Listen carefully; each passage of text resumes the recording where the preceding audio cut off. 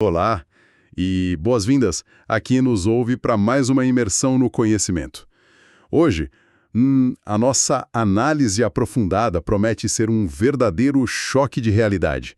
Ou talvez um choque de narrativa, para ser mais exato. Eu diria que é um mergulho naquelas águas bem profundas, sabe? Um assunto que mexe com a base de tudo. Exatamente. Nós vamos dissecar um material incisivo, urgente e que desafia praticamente todas as fundações do que a sociedade, de forma geral, entende por economia tradicional.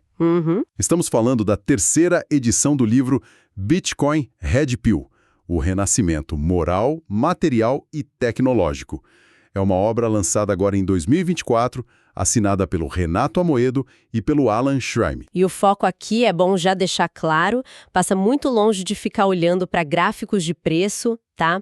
Ou de discutir rentabilidade ali de curto prazo. O buraco é muito mais embaixo. Com certeza. A nossa missão hoje é explorar a filosofia por trás dessa tecnologia. É entender a tese dos autores de que o Bitcoin não é um ativo financeiro exótico, mas sim uma ferramenta de sobrevivência física, tipo um bote salva-vidas mesmo, contra o colapso do que eles chamam de sistema legado. Sim, é uma premissa fortíssima. A ideia de que estamos atravessando o fim de um ciclo civilizacional. O livro constrói um argumento bem robusto, calcado em história e economia, para demonstrar que o sistema financeiro atual não está apenas falho. Ele é, em sua essência, insustentável. E o Bitcoin entraria aí não como um investimento para multiplicar patrimônio em reais ou dólares, mas como um imperativo moral e a única rota de fuga matemática disponível. Mas antes da gente avançar nessa toca do coelho, é estritamente necessário fazer um aviso de imparcialidade, tá? Para quem acompanha o programa. Fundamental. O texto que estamos analisando hoje carrega um viés político e econômico fortíssimo. A obra é profundamente enraizada na escola austríaca de economia e em uma filosofia libertária bastante radical. Que é estruturalmente anti-Estado, né? Exato, anti-Estado. E o nosso papel aqui, como investigadores curiosos, não é tomar partido. Nós não estamos endossando e nem criticando a visão de mundo dos autores. Nós vamos atuar puramente como repórteres imparciais. Isso.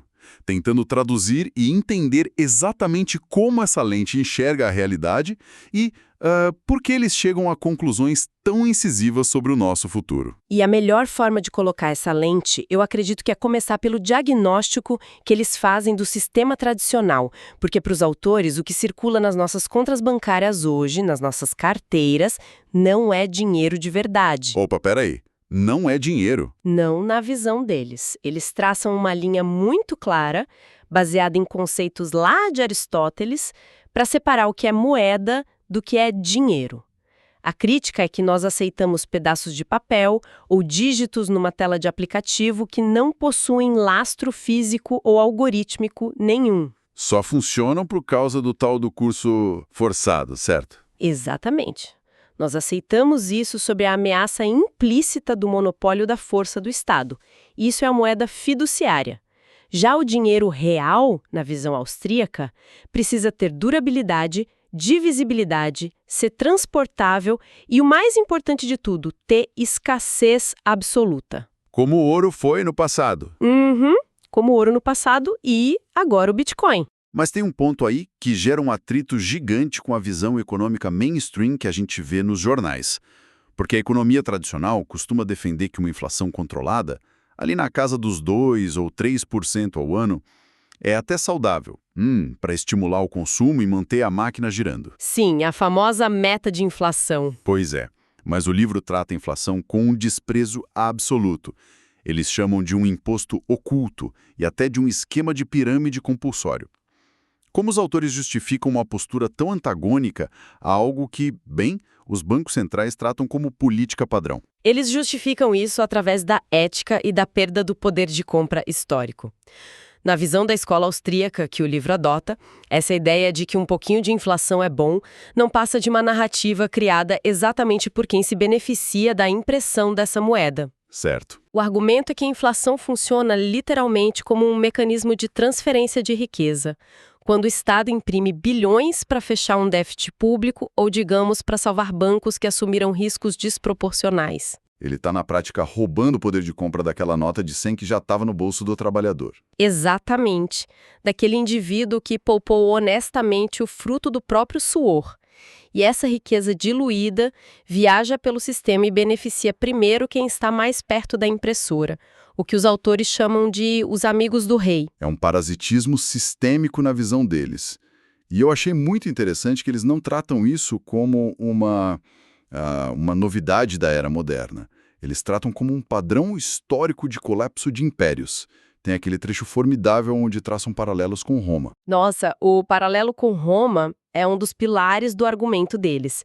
Eles detalham como o Império Romano, especialmente a partir de Nero e depois culminando naquelas políticas de controle de preços de Diocleciano, começou a diluir o teor de prata dos denários. A moeda romana original, que era prata quase pura, né? Isso. E com o tempo, para financiar guerras intermináveis e o próprio inchaço da máquina estatal, o governo começou a cunhar moedas misturando metais baratos, mas mantendo o mesmo valor nominal gravado na moeda. O famoso imposto invisível. E o resultado inevitável disso foi uma hiperinflação que simplesmente corroiu as bases comerciais de Roma. O livro coloca um espelho direto nisso e aponta para o que ocorreu em 1971, quando Richard Nixon quebrou o acordo de Bretton Woods.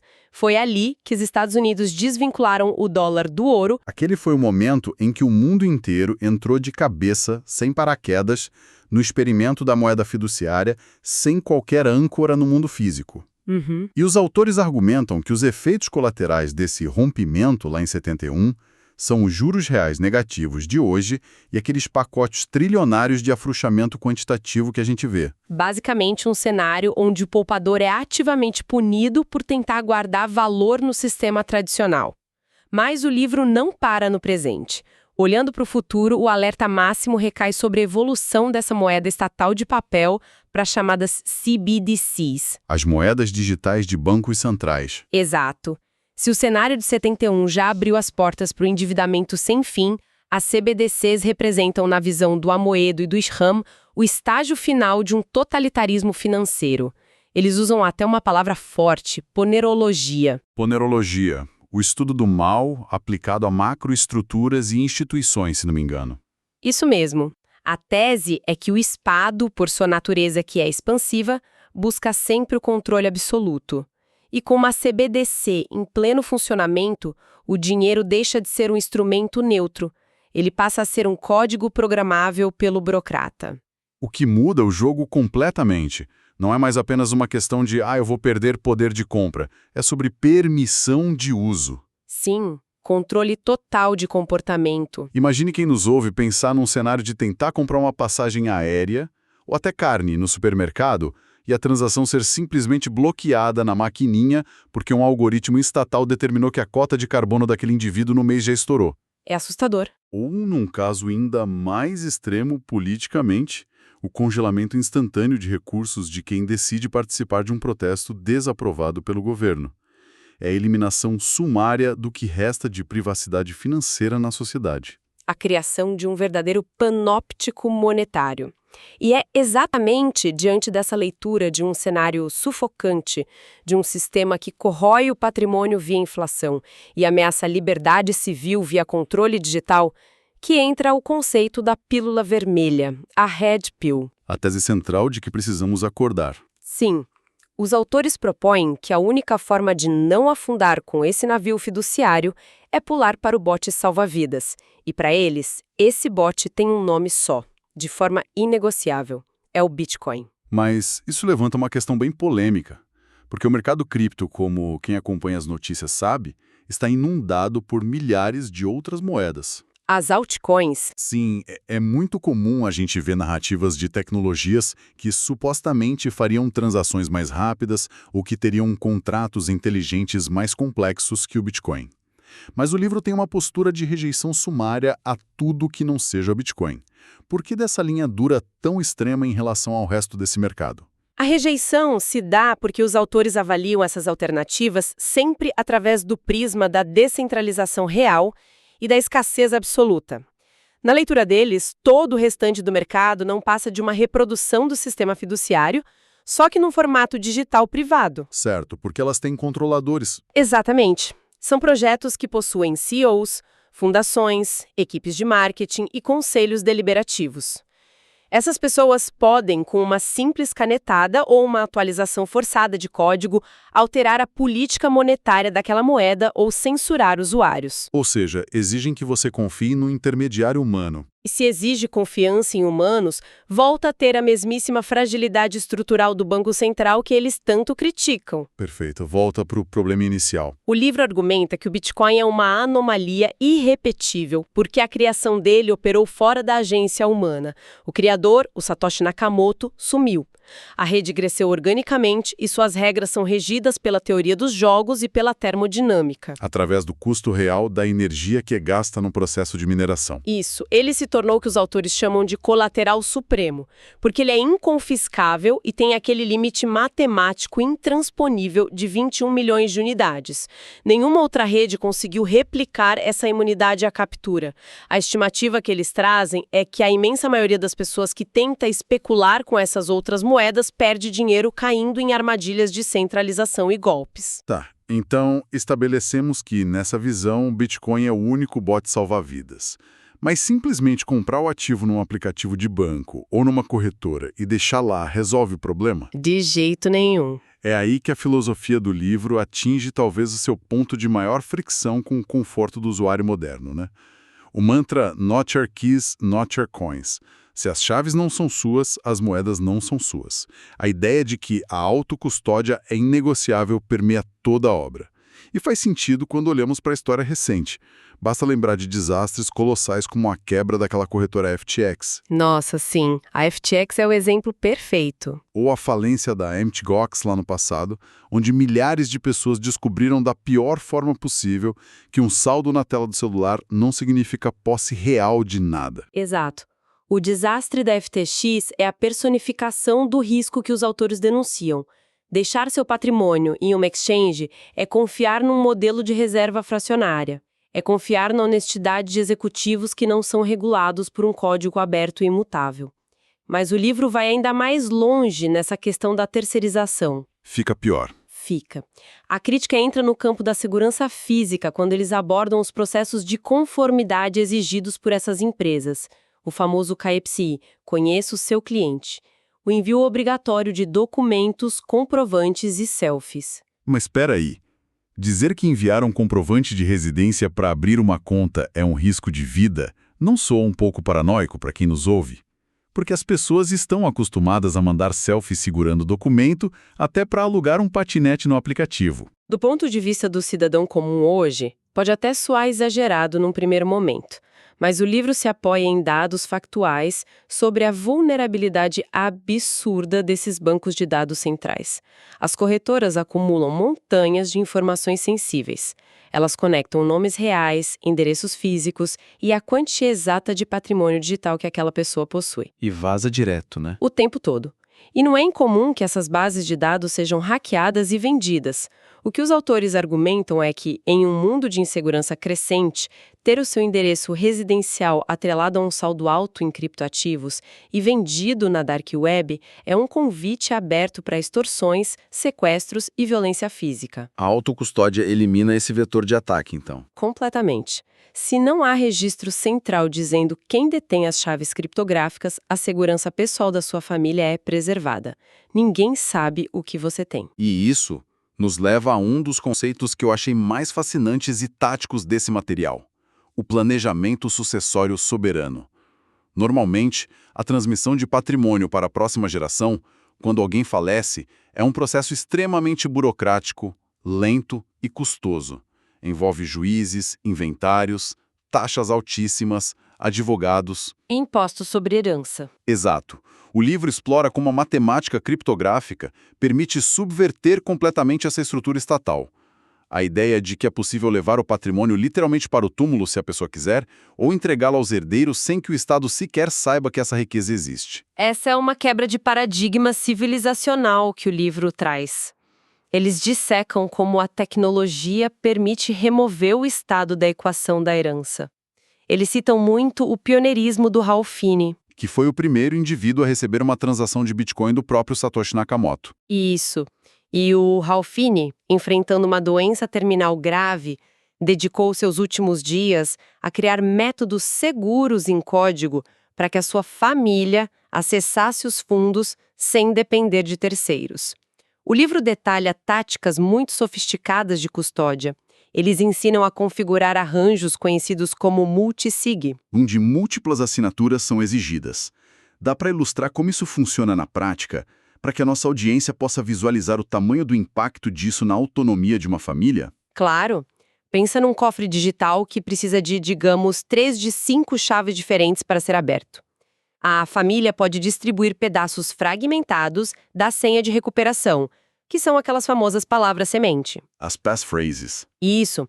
Eles podem gravar essas palavras em placas de metal à prova de fogo e esconder em diferentes localizações geográficas. Pode-se até envolver um escritório de advocacia de confiança para deter apenas uma das 5 chaves. O que garante que o advogado jamais tenha o poder de movimentar os fundos sozinho, porque ele só tem uma chave e precisa de 3. Perfeito. É a criação de uma jurisdição familiar, privada e intransponível. A soberania atinge o ápice quando, até mesmo após a morte, o espólio não pode ser congelado ou tributado coercitivamente por governos que estejam em crise e precisando arrecadar. É um nível de responsabilidade individual absoluto, que não perdoa erros e esquecimentos de senhas, mas que garante a propriedade de forma inalienável. Agora, mudando um pouco a lente da maçanálise, o livro dedica uma energia tremenda a um conceito econômico chamado preferência temporal. Sim, a espinha dorsal sociológica da obra. E os autores conectam isso diretamente à formação do caráter humano. Como um termo que parece ter saído de um manual empoeirado de economia austríaca, se liga ao que eles anunciam no subtítulo do livro como um renascimento moral. Em termos simples, a preferência temporal define o quanto o ser humano valoriza a gratificação imediata do presente em contraste com a segurança e o planejamento do futuro. O argumento central dos autores é que o dinheiro ruim, a moeda inflacionária de Estado, funciona como uma toxina psicológica. Uma toxina que altera o comportamento. Exatamente. Uma toxina que aumenta drasticamente a preferência temporal de uma sociedade. E faz todo sentido quando observamos o comportamento de consumo atual. Quer dizer, se a moeda perde valor na conta bancária a cada ano que passa, de forma inevitável, a atitude racional de sobrevivência é antecipar o consumo. Torna-se lógico torrar o salário assim que ele cai na conta, comprar bens supérfluos financiados em dezenas de parcelas, porque a própria dívida vai ser corroída pela inflação no futuro. O sistema, por design, ensina a população a não poupar, ensina a viver num imediatismo perpétuo e, consequentemente, a depender de pacotes de assistência do governo quando as crises econômicas inevitavelmente chegam. E é aí que entra a mudança comportamental induzida pelo Bitcoin. Ao introduzir um ativo que possui uma escassez matemática cravada em pedra e que tende a absorver a liquidez e se valorizar em relação à moeda de papel ao longo das décadas, os incentivos se invertem totalmente. Sim, o Bitcoin restaura o que eles classificam como baixa preferência temporal. Repentinamente, sacrificar o consumo no presente compensa. Guarda-se valor hoje com a certeza absoluta de que ele comprará mais coisas e não menos coisas no futuro. Isso transcende a esfera financeira e vaza para a esfera moral da sociedade. Uma sociedade de baixa preferência temporal é uma sociedade que constrói infraestruturas que duram séculos. É uma sociedade que valoriza a família, o planejamento intergeracional e o desenvolvimento tecnológico real, não apenas aquela financiarização especulativa de Wall Street. O renascimento moral que os autores pregam é o retorno à ética do trabalho duro e da poupança, virtudes que foram dizimadas pela impressão descontrolada de moeda. E as implicações dessa mudança moral em larga escala apontam, segundo o livro, para o fim pacífico do Estado assistencialista e hipertrofiado. É muito curioso porque eles não pregam revoluções armadas, protestos violentos nas ruas ou tomar o poder pelas urnas. O que eles descrevem é um boicote passivo e definitivo. É o conceito de desfinanciar o Estado pacificamente. Exato. Uma vez que uma massa crítica da população decida guardar o produto do seu trabalho, da sua energia vital, em uma rede que é inconfiscável, o Estado sofre uma asfixia financeira. Se o governo não consegue mais imprimir poder de compra roubando dos poupadores via inflação, ele se torna incapaz de financiar guerras infinitas ou a corrupção sistêmica que o alimenta. A matemática pura do código torna um inchaço estatal impossível de ser financiado. Esse conceito culmina numa analogia literária brilhante e muito contundente que permeia o raciocínio deles no livro todo. Os autores traçam um paralelo direto entre a adoção em massa do Bitcoin e a obra magna da escritora Ayn Rand, o livro A Revolta de Atlas. Mais especificamente, eles chegam a afirmar que Satoshi Nakamoto, o criador anônimo da rede, desempenha na vida real o papel de John Galt. Para dar um contexto dessa analogia para quem nos escuta e talvez não tenha lido A Revolta de Atlas, na história o personagem John Galt lidera uma greve silenciosa. Ele convence as mentes mais brilhantes, os empresários honestos e os trabalhadores produtivos a simplesmente abandonarem uma sociedade que os pune pelo talento enquanto premia o vitimismo e a coerção estatal. A famosa greve dos produtores. Isso. Galt cria um refúgio escondido, um vale, onde esses produtores operam sob um sistema estritamente ético de trocas voluntárias. O resultado é que a máquina do mundo, o sistema corrompido de fora, trava e entra em colapso por absoluta falta de quem a sustente. Onde o Bitcoin entra nessa engrenagem imaginada pela Ayn Rand, lá no meio do século passado? O Bitcoin entra como a infraestrutura do mundo real que torna o Vale de John Galt possível em escala global. No livro da Ayn Rand, a greve dos produtores exigia um isolamento físico, eles tinham que sumir do mapa. O que os autores de Bitcoin Red Pill argumentam é que Satoshi Nakamoto entregou o código que permite que o produtor faça greve sem precisar se mudar de país. Uma fuga de capital sem cruzar fronteiras. Perfeito. Ao transferir valor para a rede do Bitcoin, o indivíduo produtivo retira ativamente o oxigênio do sistema legado. É a separação técnica e definitiva entre dinheiro e Estado. Uma ferramenta de desobediência civil que opera estritamente dentro da matemática, fora do alcance da agência humana. Então, sintetizando a densidade dessa jornada para quem nos acompanhou até aqui, independentemente da bagagem ideológica ou da concordância com os preceitos da escola austríaca que embasa toda a narrativa do Amoedo de Ushran, a perspectiva da pílula vermelha levanta dilemas inegáveis para todos nós. Sem dúvida. Ela força o leitor a sair da inércia. A obra obriga a olhar nos olhos do custo ético e social da inflação silenciosa. Expõe, de forma quase cirúrgica, a ilusão que é terceirizar a guarda do próprio suor, mantendo o patrimônio refém de burocratas ou em bancos de dados vulneráveis à coerção e a vazamentos. Mas, talvez o ponto mais desconfortável de tudo seja que o texto nos obriga a refletir sobre como o design corrompido de um sistema monetário pode, de forma muito metódica, corroer a bússola moral, a responsabilidade pessoal e as fundações de toda uma civilização. É uma obra que realmente não aceita meios termos. Ela foi desenhada para abalar convicções pré-fabricadas. A mudança no lastro do dinheiro muda, inevitavelmente, os incentivos do comportamento humano. E, diante da profundidade de tudo que discutimos aqui hoje, eu deixo uma provocação final para a reflexão de quem está nos ouvindo. Por favor. O livro argumenta ferozmente que o Bitcoin vai corroer o monopólio estatal da moeda, desidratando o financiamento do que é ineficiente e corrupto. Mas se projetarmos esse cenário algumas décadas para o futuro, se a confiança das relações humanas sair completamente das instituições políticas centralizadas, que provaram repetidas vezes a sua falibilidade, e migrar de forma irreversível para leis matemáticas e termodinâmicas que são implacáveis. Quais outras estruturas monumentais que hoje consideramos os pilares intocáveis da nossa sociedade, além dos próprios bancos centrais, vão simplesmente derreter no ar e desaparecer por absoluta falta de quem queira habitá-las? Uma ponderação formidável para coroar nossa discussão. A história nos ensina que novas tecnologias não apenas substituem as ferramentas antigas, elas redesenham o horizonte do que é possível, e o dinheiro parece ser apenas o epicentro inicial desse terremoto.